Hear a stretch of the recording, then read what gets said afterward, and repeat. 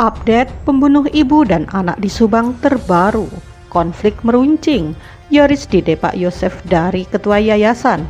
Namun sebelum lanjut, jangan lupa subscribe channel ini ya guys, agar kalian tidak ketinggalan berita terbaru seputar dunia selebritis. Kalau kalian sudah subscribe, mari kita lanjut dan tonton video ini sampai habis ya. Terbaru, kasus Subang.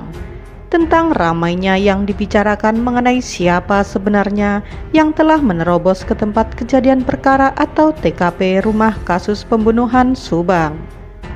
Apakah Yosef Hidayah yang biasa dikenal Yosef Subang atau Muhammad Ramdhanu alias Danu Subang?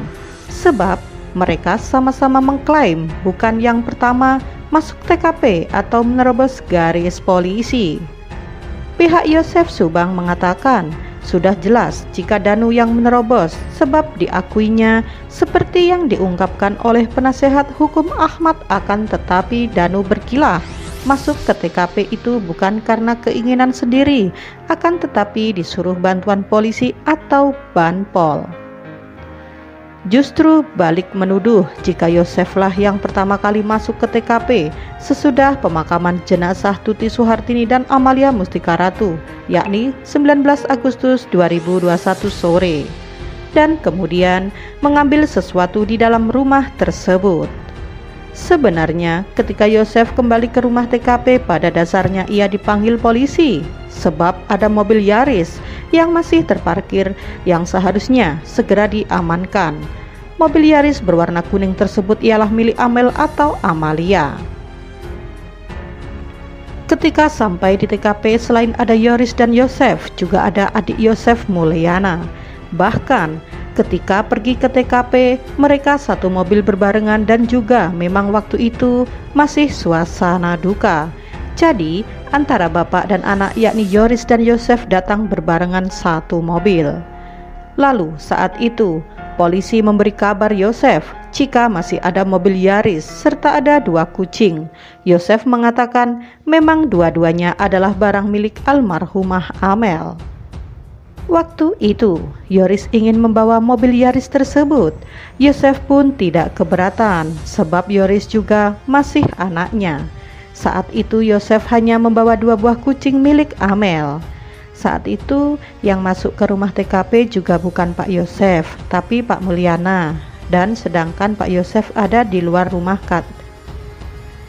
Saat itu yang masuk ke rumah TKP juga bukan Pak Yosef, tapi Pak Mulyana, dan sedangkan Pak Yosef ada di luar rumah TKP, ujar kuasa hukum Yosef, Rohman Hidayat. Paket milik Amel pun bahkan dibawa oleh Yoris, sebab paket itu datang ketika Amel sudah meninggal dunia. Saat itu tidak ada masalah dan langsung kembali pulang. Yoris pulang ke rumahnya dan Yosef pulang ke rumah Mulyana guna menumpang tidur. Seiring dengan perkembangan, antara anak dan bapak itu justru bersitegang, seakan saling menyalahkan. Hingga kini di antara mereka bersitegang saling menyalahkan. Kini Yoris maupun Danu satu suara, sedangkan Yosef berbeda sendiri. Seolah silang pendapat, saling menyalahkan keduanya. Yoris maupun Danu menyalahkan Yosef, lalu Yosef juga menyalahkan balik Danu dan Yoris. Terutama tentang lamanya pengungkapan kasus pembunuhan Subang. Dari pihak Yosef mensinyalir disebabkan adanya ulah Danu dan Banpol yang masuk ke TKP, membuat barang bukti jadi rusak dan hilang. Bahkan Rohman meminta supaya Danu dijadikan tersangka sebab telah menerobos TKP tanpa seizin dari penyidik. Terlebih lagi, di dalam Danu melakukan aktivitas seperti membersihkan bak mandi. Menurut Rohman, karena Danu sudah melanggar seharusnya ditetapkan sebagai tersangka. Lalu serangan dilontarkan pula pihak Yosef dengan mengatakan jika Yoris temperamen dan sempat mengejar pakai golok ke Yosef sebab Yosef kepergok tengah membonceng Mimin. Yosef juga menyebutkan jika Yoris selaku ketua yayasan tidak bisa bertanggung jawab sehingga Yayasan Bina Prestasi Nasional milik Yosef terbengkalai. Bahkan Yosef segera akan mencarikan penggantinya. Terima kasih sudah menonton video ini sampai habis ya guys. Jangan lupa like, comment, and subscribe. Dan sampai jumpa di video selanjutnya. Tetap patuhi protokol kesehatan.